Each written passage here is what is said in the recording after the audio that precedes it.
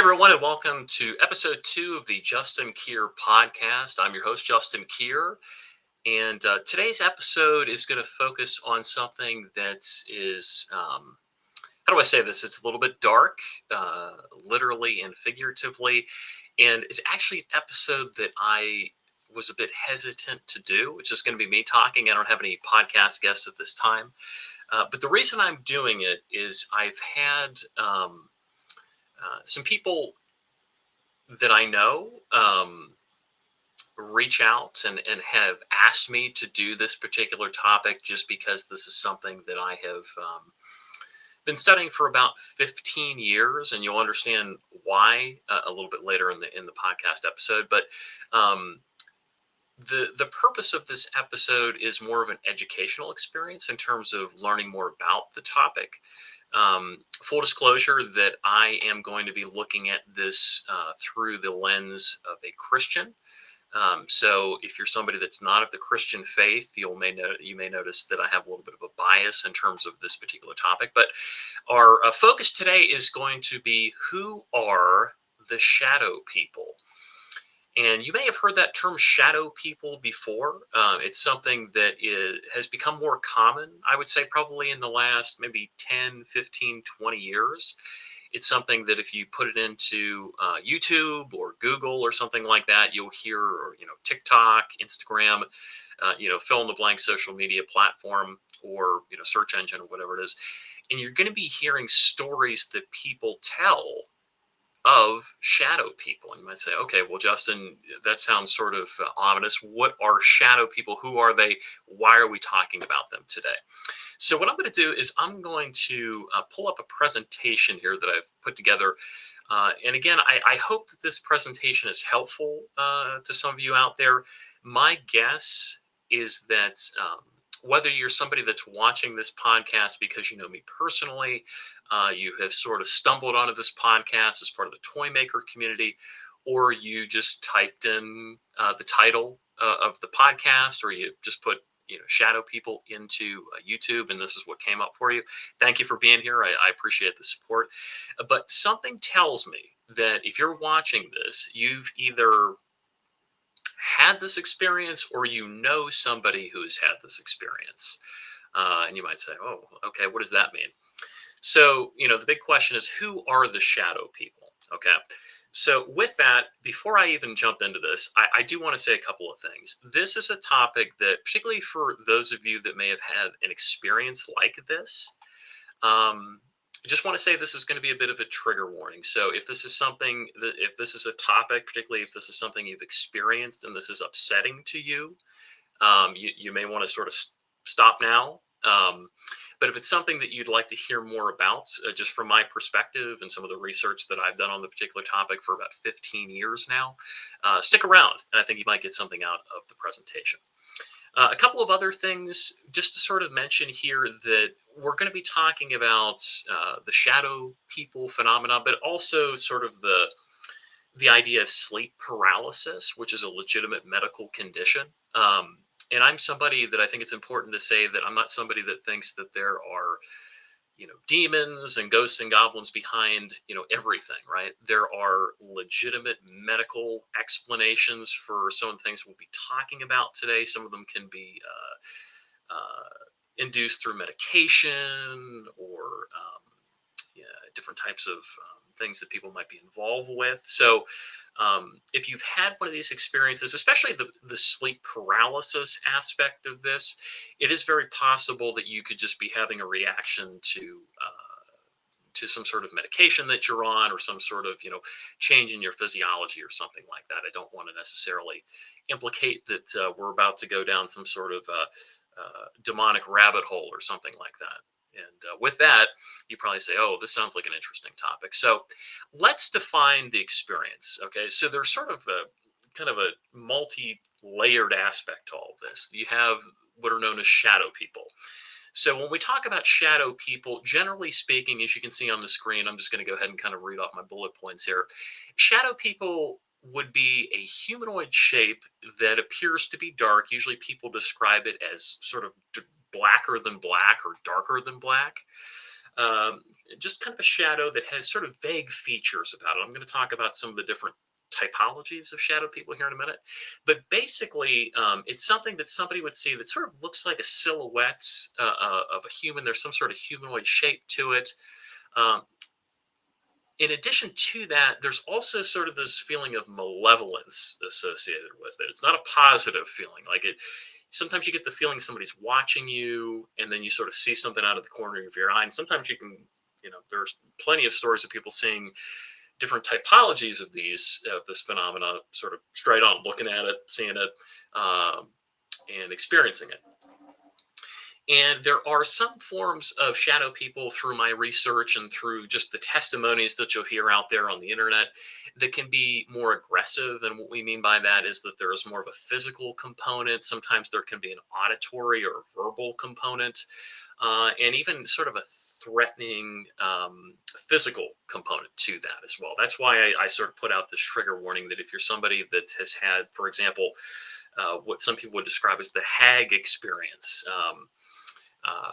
I've not had that experience, but I suspect that if you've had that experience from the people that tell the story, and I have actually heard firsthand accounts from people that have experienced this, can be very, very disturbing, very upsetting, and very traumatizing.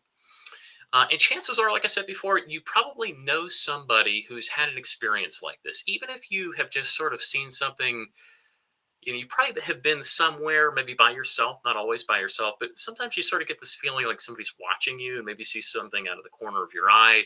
You might tell yourself, oh, it's pareidolia, or, just kind of that natural human instinct. But oftentimes that can be sort of the entree to the experience as well.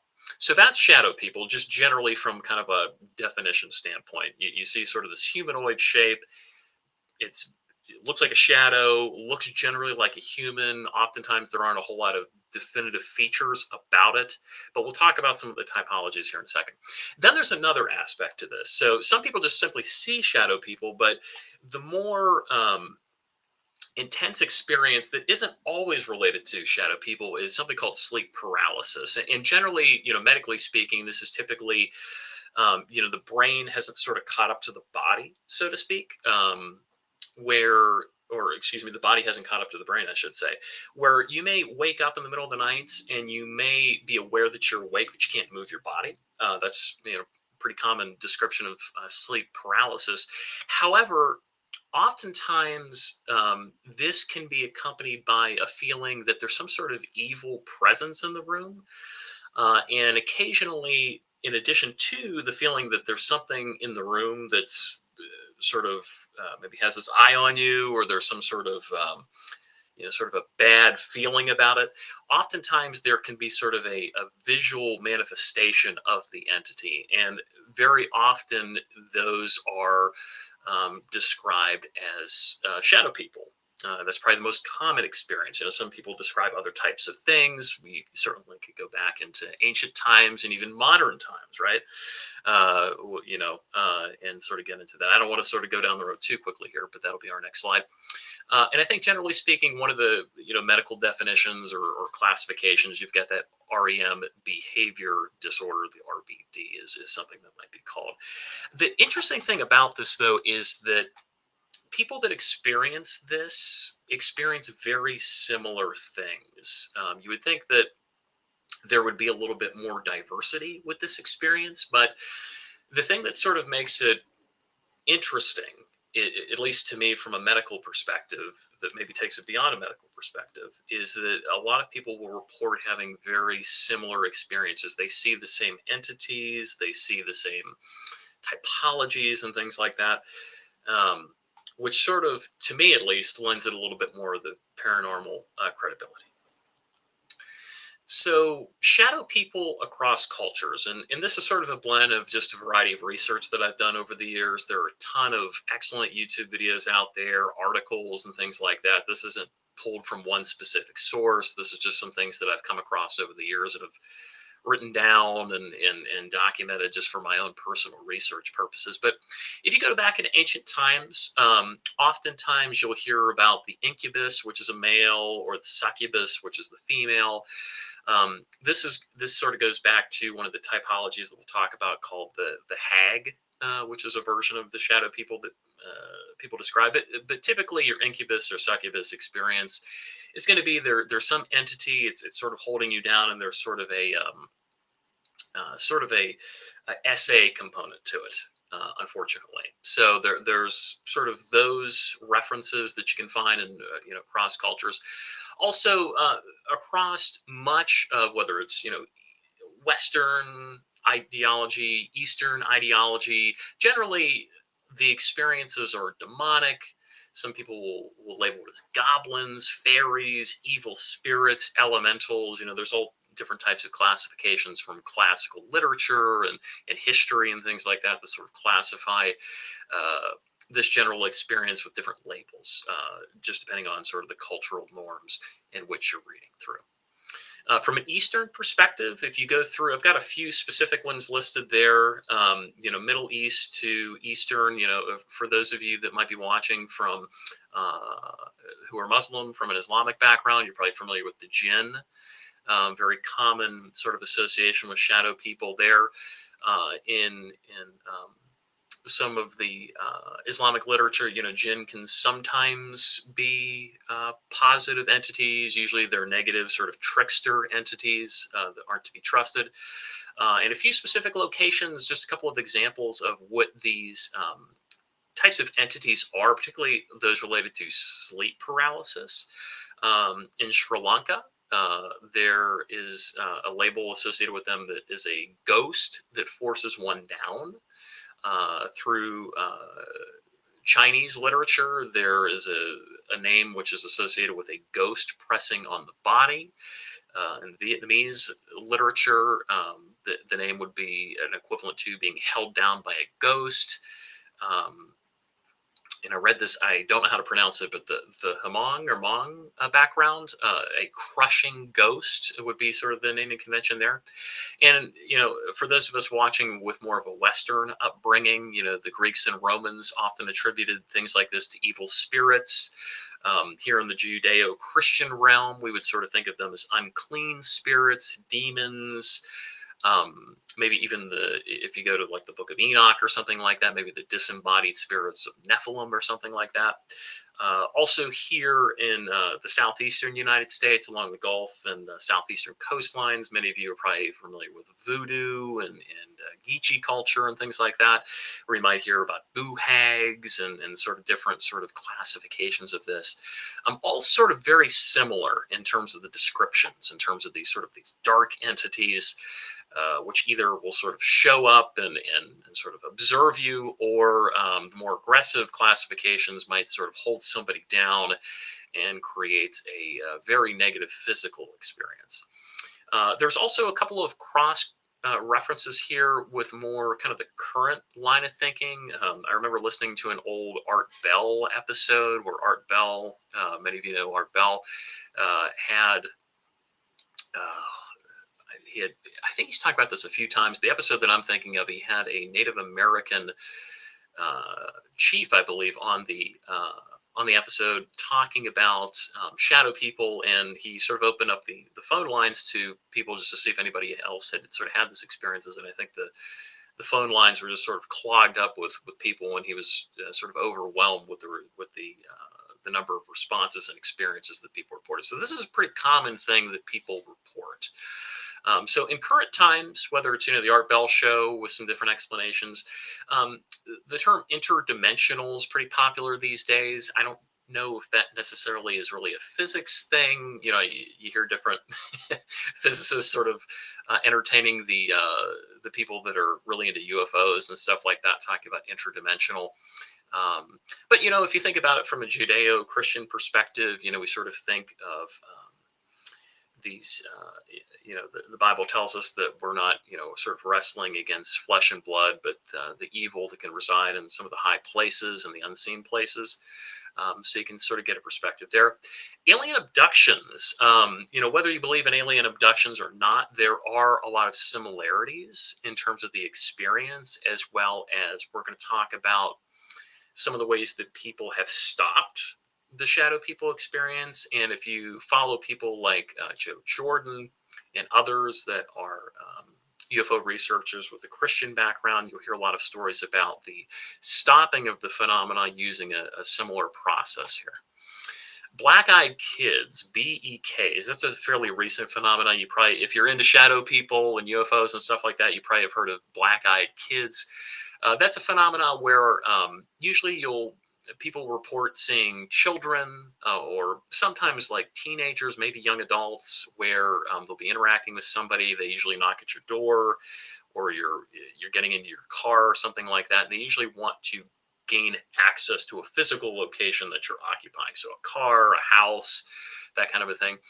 And people report, talking to these people, and then when the people raise up their head, their eyes are all black. So that's kind of a recent phenomenon. Some people say that's an urban legend, but there's a lot of reports of that on the internet. Take that for what you will. But some people say that this phenomenon is somehow tied to that. I think there's a more loose connection there, where I don't know if people that have experienced the black-eyed kid phenomena have also sort of seen shadow people, or what sort of with the cross references there.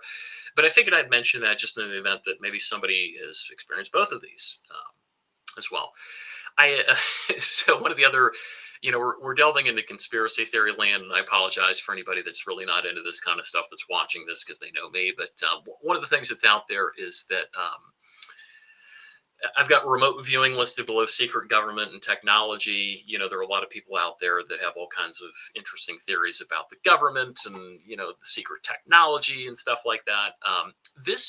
I put this in here because it was actually one of the things that was mentioned during the Art Bell program, but we've heard other people talk about these things, where particularly the Hat Man typology, which we're going to talk about a little bit later, some people insinuate that is more of a government thing, or I don't even want to say government, but it's some sort of human created thing, rather than some sort of ethereal or spirit or demonic type of a thing.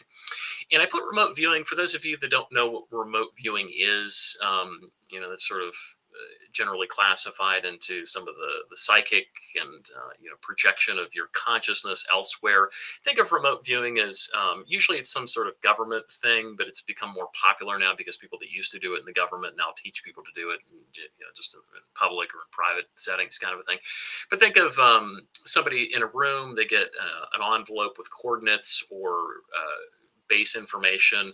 The person projects their consciousness to whatever the information is within the envelope, and then they report out what they see. So some of you probably remember, I'm not going to say the person's name, but there are some prominent people in the UFO community that have talked about how they are remote viewers, and they projected their own or an avatar of themselves in an area to sort of scare people. So some people say that it's related to remote viewing, at least in modern times. So you've got a lot of interesting sort of cross-reference points here that puts this in the woo-woo land, so to speak. But just sort of putting that out there because we're just trying to cover a bunch of different bases. So if I've lost you, let me bring you back in. There are some pop culture references that you may not be aware of that are actually inspired by shadow people. So, for example, Freddy Krueger of the Nightmare on Elm Street films, he is actually based on one of the typologies of shadow people, specifically the Hat Man. And as legend goes, the director of Nightmare on Elm Street, who I believe also wrote the film, was inspired by there was a group of immigrants from Asia that had come to the United States, and many of them were dying while sleeping. And this particular Asian culture believed that the people were being killed by these evil spirits because they had left their homeland. There's a little bit more to the story. I'd encourage you to read that. But Freddy Krueger wears that little fedora. One of the types of shadow people is called the Hat Man. I'll talk about him in a minute, but one of the things that, as you probably could figure out by his name, that distinguishes him from other shadow people is that he wears a hat. That's one of the sort of the defining features of it. We also have shadow people movies. They get referenced in movies. I can't think of the name of the movie off the top of my head. It was part of my notes, but I don't have my notes in front of me. There was a movie actually about shadow people. And you'll sort of hear a lot of this through, if you're into these types of things, you're going to hear a little bit more about that. But like I said before, there are a ton of YouTube testimonials about people seeing these, people trying to explain this phenomena, people just telling, kind of stories. A lot of sort of prominent paranormal YouTubers out there have sort of reported some of these phenomena and stuff like that. So if you want to hear a little bit more about this, about some actual experiences people have had, check out YouTube. Just type in shadow people and you'll hear a little bit more about it. So what are the types of shadow people? Well, I've classified them into two groups. You have less aggressive and more aggressive. So oftentimes people report indoor and outdoor encounters. Indoor meaning like, you're in your house at night and you see one of these things. Outdoor, you're out on a camping trip or something like that, or you're just, walking outside and you happen to see them. The interesting thing about the outdoor aspect of this that I've heard is that the outdoor shadow people encounters tend to be a little bit more aggressive. It's almost like they have sort of more reign or freedom or something like that outside. And you tend to see more than one shadow person outside. At least that's most of the accounts that I've heard for people that see them outside. Sometimes it's groupings of shadow people. The less aggressive types also tend to be out of direct sight. This is probably the most commonly reported thing. I think everybody has probably been in a situation where you feel like, maybe like you're by yourself, you feel like somebody's watching you, you can't explain it. Or maybe you're like walking, through your house and you thought you saw somebody standing there and they're not there anymore. They're always sort of out of the direct line of sight. Another classification that I've put under less aggressive, but it doesn't necessarily, mean that people haven't had aggressive experiences with this, is more of a mist or a cloud. It's sort of like a black cloud or mist that sort of appears. And sometimes it can sort of manifest into some sort of humanoid shape, but that's another commonly reported type, is a sort of a mist or a cloud. Probably the most common one, though, would be your general human shape. So it's just going to look like, if you were, walking on a sunny day and you look down and saw your shadow that was, sort of cast. But think of that just sort of standing there. Because, again, the shadow person phenomena, oftentimes you don't see definitive features. You just see sort of outlines. But there are a couple of other features that may sort of stand out, and that's where we start getting into our other typologies here. So another common one would be the hooded figures. So this would be, you see a shadow person, but they appear to have some sort of like hood kind of shape to the head, sort of like a monk's hood or something like that, or a ninja hood that you might see. Oftentimes people sort of report that if they see them in groups, maybe the hooded figure seems to sort of be the leader of that. You get a little bit of the hooded reports and some of the UFO phenomenon as well. Sometimes, people will report these sort of like hooded figures. Unfortunately, probably the most common place you're going to report seeing a shadow person is the middle of the night, usually like 2 or 3 o'clock in the morning. You wake up and you see one of these things, and oftentimes it's going to be in your bedroom, or you sort of hear them approaching, coming towards your room. That's a very commonly reported thing as well. A lot of people that sleep with their doors open report, they can sort of hear like heavy footsteps. They'll hear something coming down the hallway, and then something will sort of enter the room, and it'll be one of these classifications. Another common feature that I've actually heard people directly say this, that have told me their shadow person stories, is that they have sort of exaggerated features. Long limbs would be an example of this, like very long arms that sort of reach out for you. I was thinking of like Reed Richards from the Fantastic Four, how he could sort of stretch his arms out, sort of unnaturally long limbs. Taller than regular people. That's another very common occurrence that people report. Shadow people oftentimes are reported as either being like very small, like children, or very tall, almost like a professional wrestler, whether they appear to have sort of a male or female shape. So think of like 6 to 8 feet tall, are very common reports that they're very tall. Leaner than the average person. So I'll tell you a story here in a minute, but leaner than a regular person is also a very common one. So what we're seeing here, my personal opinion, is that there's sort of a fear aspect to this. a lot of people that experience this sort of report that they almost feel like the entity is sort of like feeding off of their fear in a way, which is not pleasant, but it sort of adds to the malevolent aspect of this. And there's a researcher out there named Nathaniel Gillis, very interesting.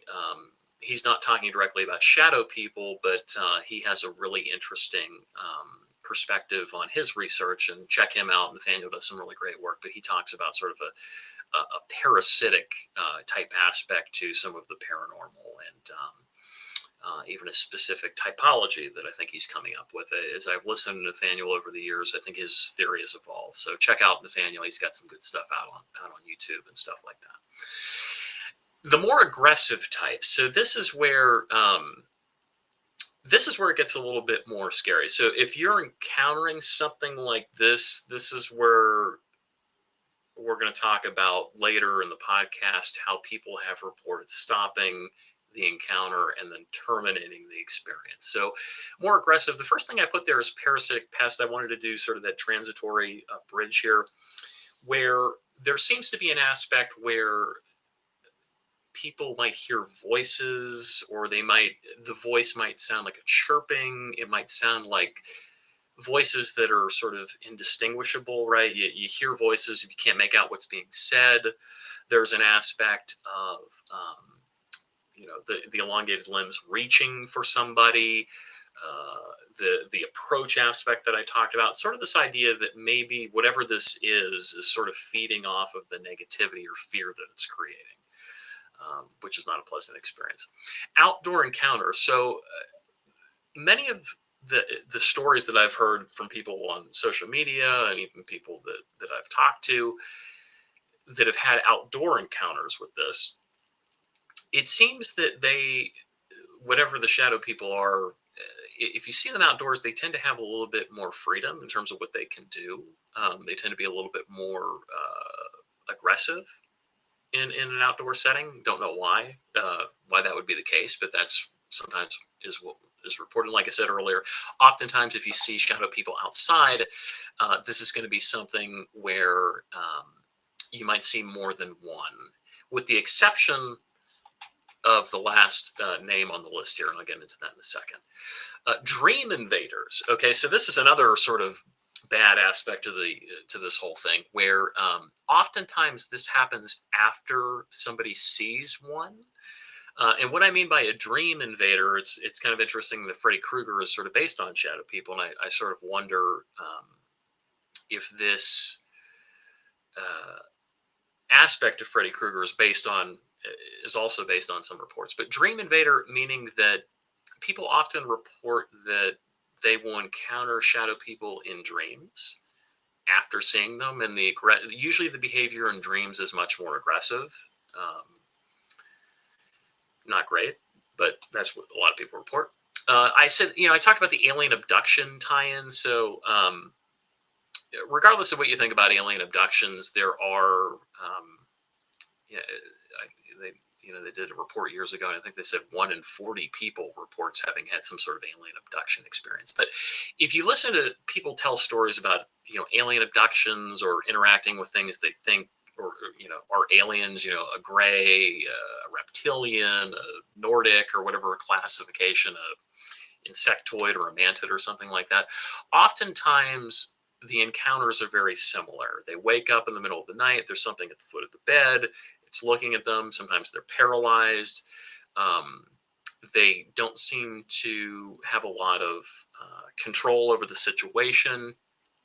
And sometimes there's this aspect of the entity trying to take them somewhere, or even separating their soul from the body or something like that, which is less, I haven't heard that really with the shadow person phenomena, but it's kind of interesting that my personal opinion about this is, if you believe this, is that it's all the same thing.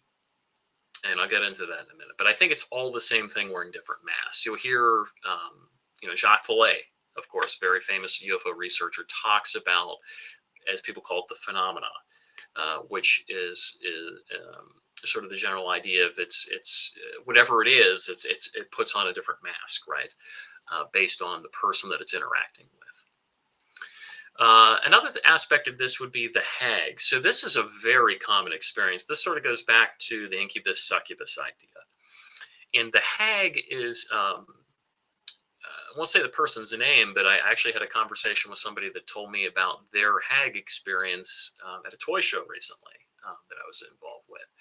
But the general hag experience is you sort of wake up, you have that general feeling somebody's in the room, and you see what appears to be, a lot of people describe it as kind of like the Wicked Witch of the West sort of thing. There are more definitive features, but sometimes not. Sometimes it's just sort of a general shadowy figure. It's a female, long, sort of straggly hair. And people will describe something like, sometimes the hag will say, shh, or will say suggestive things to the person, again, sort of ramping up the fear aspect to it. And then there's sort of a physical component to it, which I won't get into, but there's a great episode of the Y-Files, great YouTube channel, where the host of the Y-Files talks a little bit about this. But very common experience. This is more related to the sleep paralysis aspect of this, more so than just the shadow person. But I lump this in here because people often will classify the hag as a type of a shadow person, just because the hag sometimes appears sort of with that general kind of shadowy shape without a lot of definitive features, although reports of the hag tend to have a little bit more visibility of features. You can sort of see the face, which tends to look like some sort of, old witch kind of concept. And then the last one, probably the most common description of a shadow person with features, would be the Hat Man. The Hat Man, oftentimes, this is the one that Freddy Krueger is based off of. The Hat Man is often described as sort of like the leader or the worst of all the sort of manifestations of this, the most aggressive, the most evil. Some people have sort of equated the Hat Man to the devil, the enemy of biblical reference, that sort of thing. But typically, people that report seeing the Hat Man, more aggressive. Sometimes the Hat Man will have red eyes. So you'll see sort of these like red glowing eyes, but the definitive feature is the hat. So you'll see the shadowy figure. Some people describe sort of seeing like a suit or or like a trench coat or an overcoat, kind of a silhouette to the body. And there'll be a hat. So the hat, people have reported like a fedora. In other parts of the world, people report like a Zorro style hats or a cowboy style hat. But, generally some sort of like hat that you wouldn't see, just wouldn't see walking down the street type of a thing. And typically the Hat Man is going to, people report oftentimes seeing the Hat Man outside as well. It's not just something that's going to show up in the middle of the night, but sometimes people will see the Hat Man outside, and the Hat Man may be doing something threatening. There's an NFL player who's reported seeing the Hat Man like killing a rabbit, I believe was the story, if I'm remembering that correctly. But the reason I brought up the whole government thing was, I think on the Art Bell show, the guest had sort of insinuated that the Hat Man had something to do with like some sort of government conspiracy type of thing or whatever. But this is already woo-woo enough. But for those of you that have no idea what I'm talking about with all this stuff, the Hat Man generally is like the worst. And a lot of people say, if you see the Hat Man, you really need to take action, because this is bad, seeing the Hat Man. So why do I, sort of bring this up? I've had a shadow person experience, and it was not pleasant. And this goes back into sort of the idea of I think I left myself open to the experience. And it's actually one of the things that brought me back to my Christian faith, which is one of the reasons why I agreed to do this discussion, because I think that my experience, to me, was evidence of the power and the authority of Jesus Christ. And I'll get into that in a second.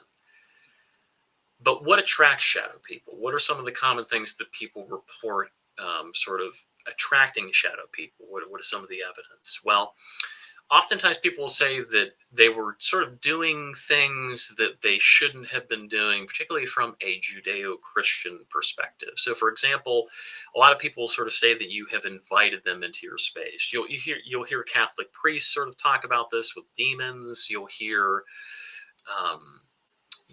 evangelical folks talk about this in terms of, sort of negative spiritual experiences and stuff like that. But oftentimes whether it's intentional or not, sort of there's this idea that you have sort of authorized the experience by something that you have participated in or something that you've done. One of the prime notations here is going to be occult practices. So tarot cards, Ouija boards, yoga, yes, yoga, Wicca, talking to fortune tellers, doing palm readings, necromancy, communicating with the dead, reading horoscopes, channeling, certain types of meditation that might be more Eastern religion style meditation or breathing exercises, an obsession with horror films, a deep interest in the UFO topic, which is kind of fascinating. Astral projection, which is something that's sometimes tied to this as well. Astral projection meaning that you can project your consciousness out of your body. Satanic practices. A lot of people that are into Satanism, or people that have been around it, or even been around people that practice this, have reported seeing this phenomenon as a result of that. So just kind of taking a step back in terms of a few of these things. Most of these items that you see listed here would be, from a Judeo-Christian perspective, would be a violation of God's law. The Bible's very clear about a lot of these things, that participating in these things is an abomination to God. That's clearly stated in the Bible. But some of these things that you see here, you might say, well, yoga, what's the deal with yoga? Yoga just is stretching, right? Well, unfortunately, a lot of yoga is sort of paying homage to Hindu gods. And a lot of the Hindu gods are very clearly sort of demonic in their backstories and things like that. A lot of the poses in yoga are either meant to replicate scenes from Hindu religious stories, or sort of worship poses, or reenactments of, I believe, murder scenes from different types of Hindu, sort of religious backstories and things like that. The idea of, sort of namaste. There are a lot of different things that's a whole other video. If you want to learn more about why yoga would be considered a violation of God's law, there's a lot of great videos out there about that. I had no idea. I used to do yoga. I thought it was a good thing.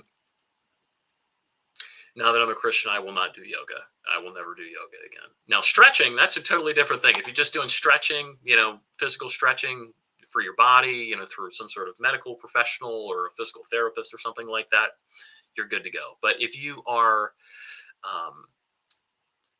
making your body an idol to Hindu gods, that's a problem. Also, you'll hear about the Kundalini spirit, which is the serpent spirit. You'll hear a lot of people talking about you hear this sort of blend of sort of Gnostic beliefs and Eastern mysticism and stuff like that. Stay away. Trust me, you don't want anything to do with that. Wicca. I heard recently that there are more people that practice Wicca than are Presbyterians. I'm a Presbyterian. That's sort of troubling to me. Horror movies. You probably know people that are a little too into horror movies, especially a lot of these really dark horror movies. I would even extend horror movies to include things like Harry Potter. I know that's going to get me some grief, but not afraid to say it. Anything where you're, trust me, there is no white and black magic. It's all evil. Trust me. Promise you that. A lot of great videos out there and things that can tell you all about that. Just ask Antoine LaVey. He said that there wasn't a difference between white and black magic. So I get rid of all this stuff. Don't participate in these things. Tarot cards. You're just welcoming. Talking to you're not if you think you're talking to a dead relative, you're not talking to a dead relative. You're talking to something else. Horoscopes. It just all this stuff. From a Judeo-Christian perspective, is just going to open doors that you don't want to open. Trust me. Another category, musical choices. A lot of popular artists. Have you ever noticed that there's a lot of weird stuff going on with music videos and lyrics and musicians these days? I'm not going to name any of them, but if you see people wearing T-shirts with "Do It Thou Wilt" with Aleister Crowley sayings on them, or Egyptian iconography and stuff like that, run, don't walk to the nearest exit on that one. And unfortunately, some of these musicians will do rituals at concerts. I'm not going to name anybody. I don't want to get struck down on YouTube here, but you don't have to do a whole lot of research if you know anything about the occult, and you see some of the imagery, you hear some of the things that are said. If you hear people talking about divine feminine energy or the universe and energies and stuff like that, stay away. And when you listen to these things, be very careful about what you listen to. You would be very surprised about.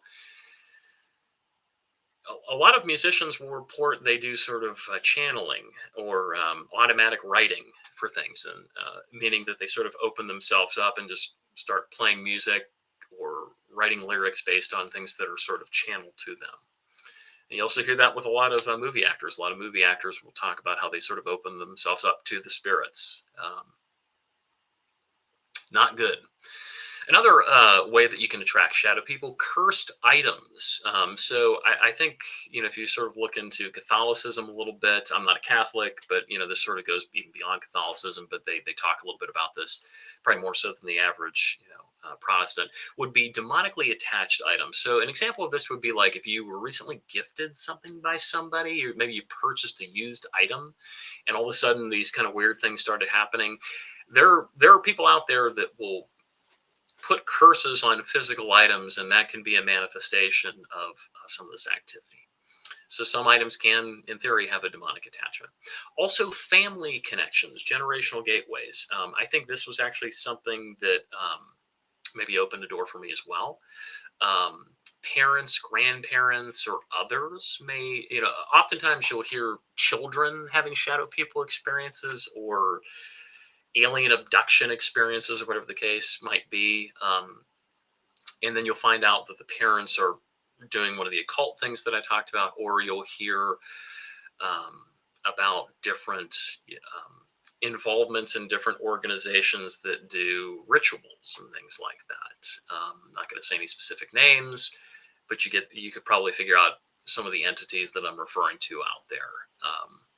And unfortunately, I have some going back generations. I've got some family on both sides of my family that were involved in a specific organization, which was known for rituals and still is.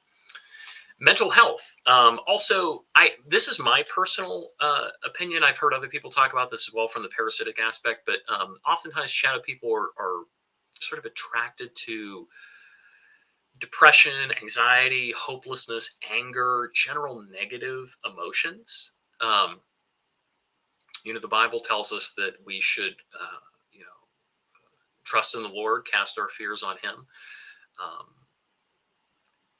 So I do think that based on what I'm about to tell you, I think that the more negative your mental state is in terms of being sad, depressed, angry, I think that that's sort of an attracting thing to whatever this phenomenon is. So that brings me to this. I'm sort of opening myself up here, but that's okay. I've told this story to different people over the years, so it's, it is what it is. I had a shadow person experience, and it was not a good one. It was not a good one. However, it did lead to something good. So what happened? Well, it was 2010. I was dating somebody. This is before I, met my wife. I was dating somebody who was in the room with me when this happened. She was asleep in bed next to me, and I woke up around 2, 3 o'clock in the morning. Not exactly sure what time it was. It was around that time, which is, what a lot of people report is the most common, sort of time to sort of see paranormal stuff. And I woke up and I sort of got this feeling as I was sort of, looking around a little bit that like somebody was in the room, but I was in bed with, the girl I was dating was in bed next to me. I didn't realize that at the time. And when my eyes adjusted, I saw a very tall, you can see, this is my artist rendition of what I saw. Very tall, very thin, female outline at the foot of my bed. And the physical feature that I thought was sort of interesting that I still remember to this day was the hair. The hair had like I sort of jokingly call it the Karen that I saw, because it had sort of this like 3 feathered like hairstyle, which was kind of strange. And when I initially saw it, I thought it was the girl I was dating who was just standing at the foot of the bed. And I kind of looked and I got this sort of like bad feeling. And I put my arm over, touched her, did one of these things when I saw it, and then I hit the lights, and then it was gone when I turned the lights on. Another weird thing about this was that we both had dogs. Okay, so my dog, who always slept at the foot of the bed at my feet, was not in the bed. Her dog, which also usually slept at the foot of the bed, wasn't there. It's like the dogs knew not to be there. Really weird. They were there every night. They were not there during this. That was a weird thing. And I can tell you that in the short, 20, 30 seconds that this transpired, was like, I just got a bad feeling. I don't know how to describe it. It just felt really bad. Like there was something bad in the room. And it really, really freaked me out. I woke her up and she sort of laughed it off and sort of made reference to to something that's sort of local here to South Carolina. We'll get into in terms of like the paranormal here in South Carolina. But anyways, she made a joke about went back to sleep. I kept the lights on. I had a hard time falling back asleep after that. The thing that really made this a bad experience worse was that I had dreams of this thing. So I mentioned the dream invader aspect of this, and I hate even thinking about this now. I don't like thinking about this at all. So it's hard for me to even talk about it. But I had dreams where I'd be asleep in my bed and I'd be waking up, and this thing would sort of come out from under the bed. It would grab my leg and try to pull me under the bed. And I remember one time I woke up and I just was like kicking and thrashing at the covers, and my dog like fell out of the bed. It was just me in the bed at the time. My dog like fell out of the bed because I was so distraught in the dream, sort of breaking this. And I was genuinely terrified at that point, because it was not only had I seen this thing with my eyes, but now it's sort of, whether it's my imagination or whether it's doing, it's doing something. It caused me a lot of concern. So I did a lot of research in terms of, read a lot of stories, talked to people, was surprised that people that I knew had experiences with shadow people or had seen them. I promise you, if you have a discussion with people, you're going to bump into somebody that's had an experience like this.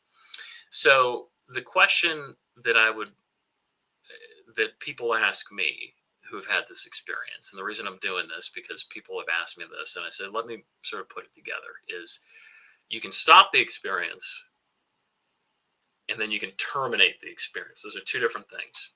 So how do you stop the experience? Okay. How did I stop the experience? I got up in the middle of the night, lights on, and I don't remember the exact words that I said, but it was basically to the effect of by the power in the authority of his name and by his blood through Jesus Christ. I command you to stop.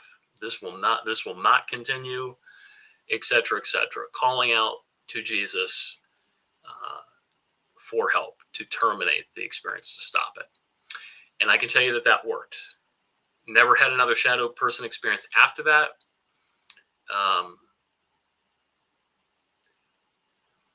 And you will hear a lot of people tell you similar things. There's authority in that name. And at the time, when I was experiencing this, I was an atheist. I was very depressed at the time. I was out of shape. I was really into like paranormal stuff. I was watching a lot of horror movies. I was doing yoga, doing a lot of, I wasn't doing occult stuff in terms of, wasn't doing anything satanic or tarot cards or anything like that. But I was vulnerable, because in my opinion, this is a biblical thing. I do believe that this is a spiritual thing. Whatever these things are, they are they are not here to help you.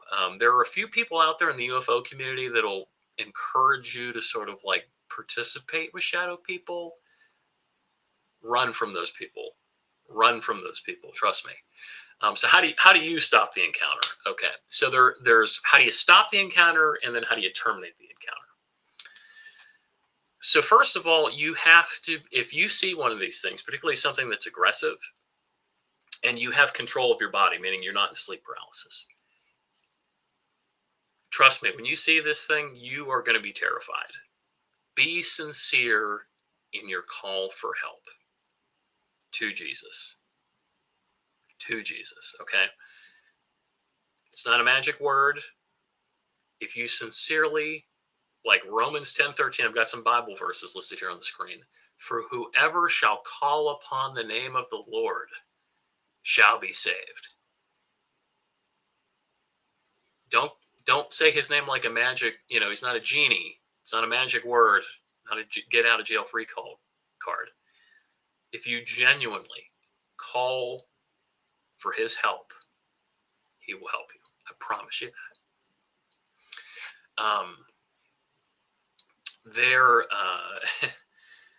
I didn't think I'd get upset about this, but it's it helps to verbalize it. So you got to say it. There's power in the speech, in saying it. His name, his blood, his authority. If you are somebody who is in sort of a sleep paralysis state and you can't speak, people have reported praying to God. Ask God for the ability to speak. Even if you can just, mumble or something like that, say his name. I was watching a YouTube video where somebody reported that they traced the name of Jesus with their finger. If you know a hymn, hum a hymn. If you're still, keep praying. Keep praying to God, asking for his protection, asking for his help in the moment. And there are some Bible verses here to sort of back up this a little bit more than just me sort of telling you my experience and a lot of the experiences that you hear from people out there. So in Philippians, it says that therefore God exalted him to the highest place and gave him the name that is above every other name, meaning Jesus. In the book of John, 1 John, the reason the Son of God appeared was to destroy the devil's work. Psalm 121:7, the Lord will keep you from all evil. He will watch over your life.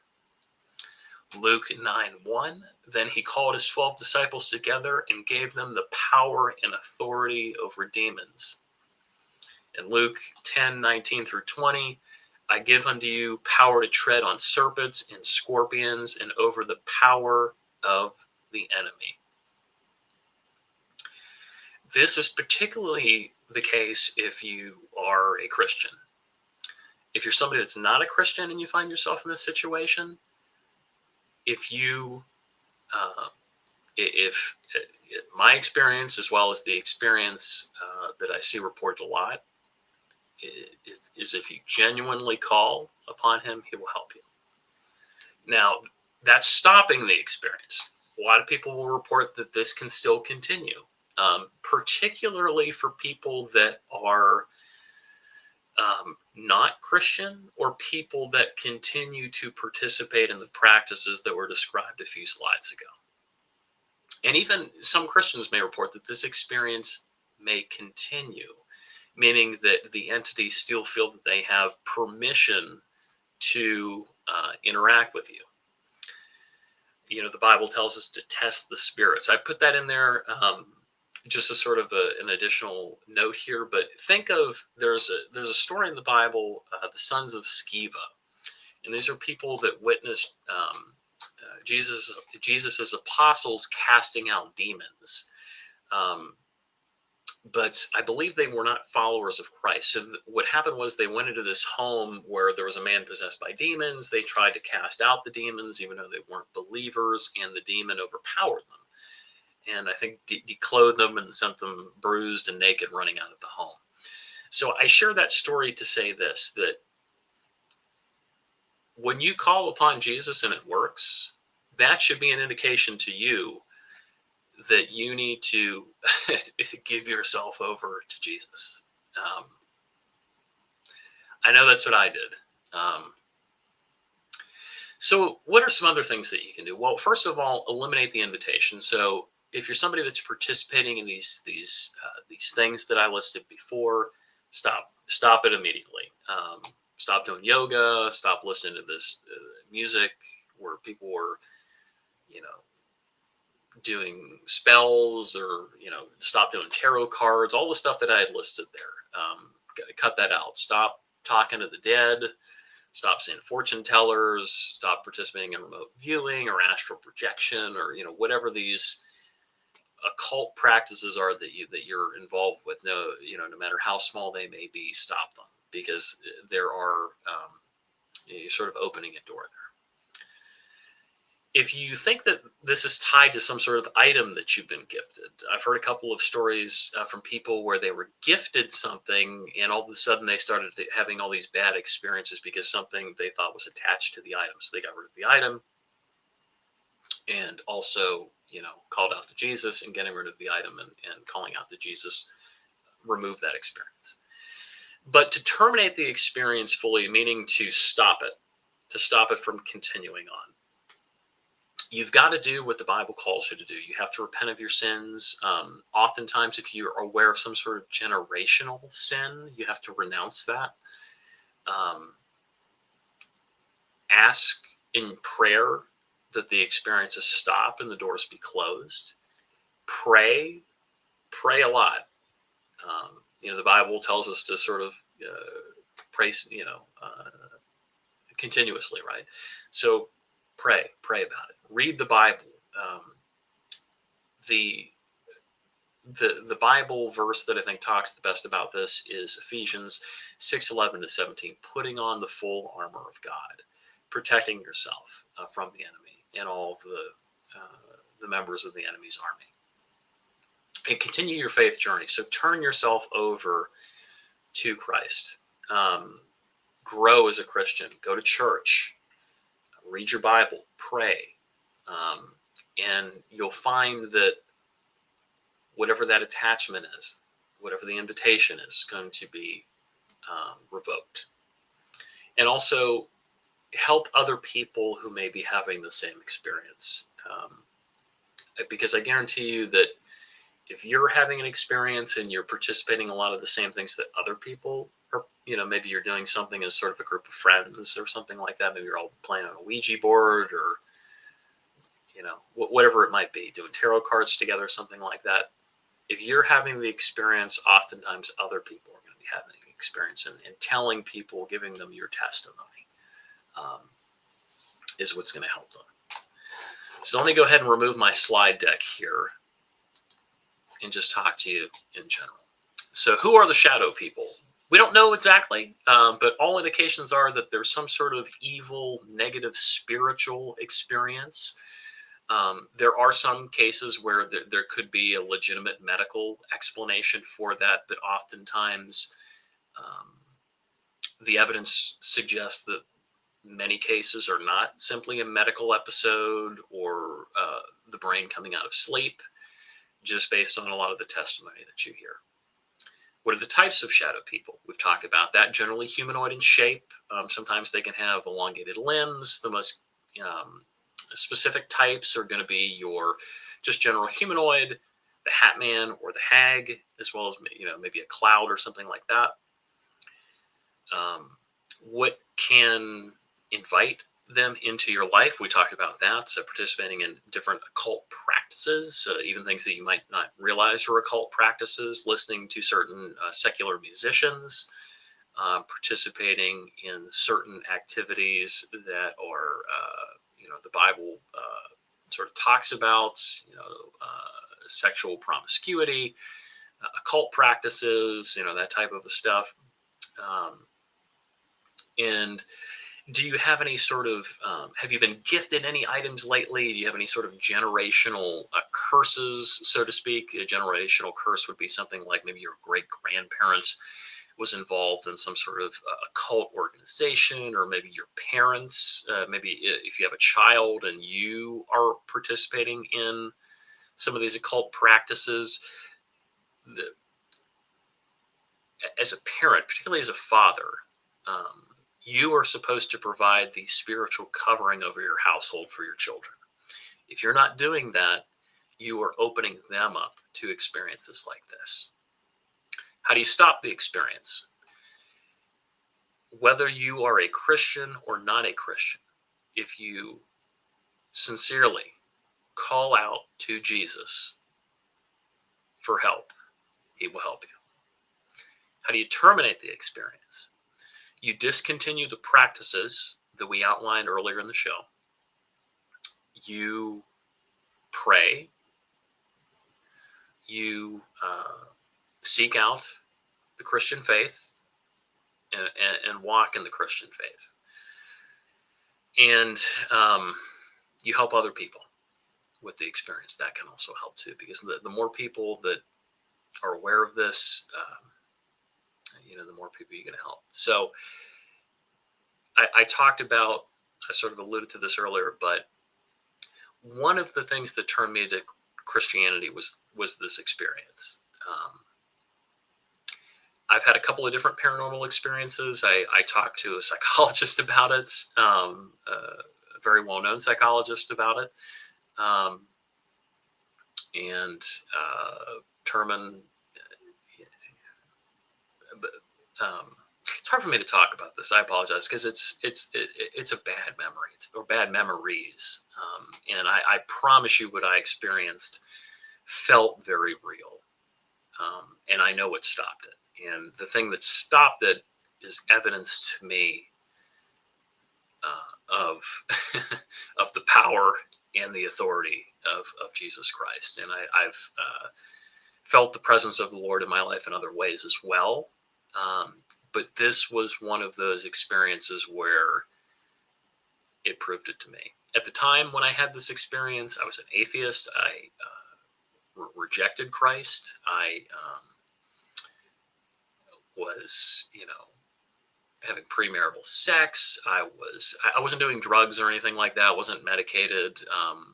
But I was doing some of the occult things that we talked about. I was really into horror movies. I was really into UFO stuff, or cryptid stuff.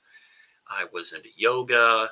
So I had opened myself up a lot. And I also had some of those generational linkages as well to certain things. So I think that all of that combined sort of, I talked about sort of the negative emotional state that I was in at the time too. I think all of that contributed to an open door. And I've used the phrase open door a couple of times. And what that means is simply that there is sort of you or someone, if you're a child or not an adult, someone has given authority on your behalf to have this happen to you. or someone has gifted you something with malintent, where there's some sort of attachment to that item. You'll hear a lot about that, and voodoo culture and other things like that. So I hope that you enjoyed this episode. It was a difficult one for me to do. I